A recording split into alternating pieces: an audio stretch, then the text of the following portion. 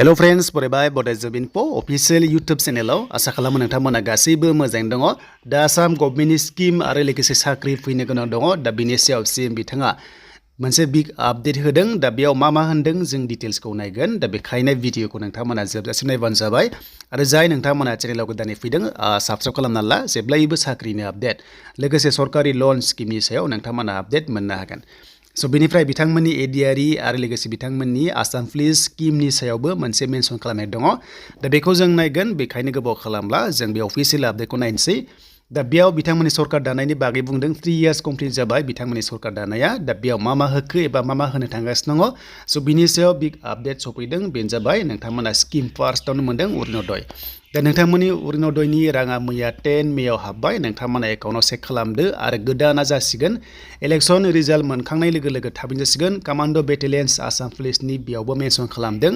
जाय नोंथांमोना फंबायमोना बिनानावमोना Assam पुलिसाव physical test होनो नेगासिनो दङ। दा फाइनालि बेयाव मेनसन खालामबाय बिथांमोना जे बेखौ बुंनाय लोगो लोगो फिजिकेल टेस्टआ थाबैनो जासिगोन। आरो नोंथांमोननि जायनाखि ग्रुप मेम्बार्सफोरनि 10,000 मोननो गोनां दङ बेखौहाय 15 आगस्तनि सिगां होननानै बिथांमोना मेनसन खालामखादों माखासे मिटिंफोराव। अब्ला नोंथांमोना फर्म साबमिट खालामजोबखाबाय, थाबैनो एकाउन्टआव हाबनाय जागोन नोंथांमोननि राङा। स' बेनिफ्राय नैबे मेनलि commando' battalions Assam police SI एभिइउबि कनस्टेबल ड्राइभार एपिआरअनि फिजिकेल टेस्टआ जाथारसिगोन।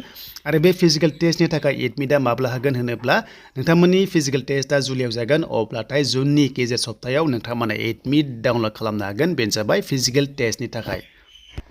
बेनिफ्राय जों एसएलपिआरपिनि अफिसियेल साइटआव फैबाय आरो बेयाव फैनाय लोगो लोगो नोंथांमोननि लकसभा इलेक्सना जागासिनो दङ बेखौ मिथिखागोन। बेखायनो 4 जुनावसो रिजाल्टआ मोनगोन, सरकार दागोन आरो बे जोबनाय लोगो लोगो फिजिकेल टेस्टआ जागासिगोन नोंथांमोननिया।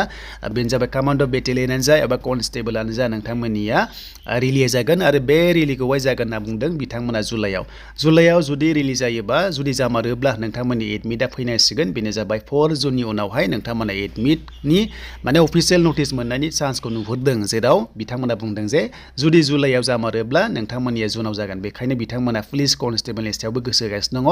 आरो नोंथांमोननिया पस्टआ बारायनायनि चान्सआबो दङ कमान्ड' लेभेलाव। दा बेखायनो नेदो, समजों लोगोसे बारायोब्ला आपडेटखौ मोनखागोन। दा बेनिफ्राय आगस्ट सेप्तेम्बराव नोंथांमोननिया एग्जामा कन्डाक्ट जागोन। फार्स्टआव जुलाइआव रिलि, बेनिफ्राय आगस्ट सेप्तेम्बराव एग्जाम।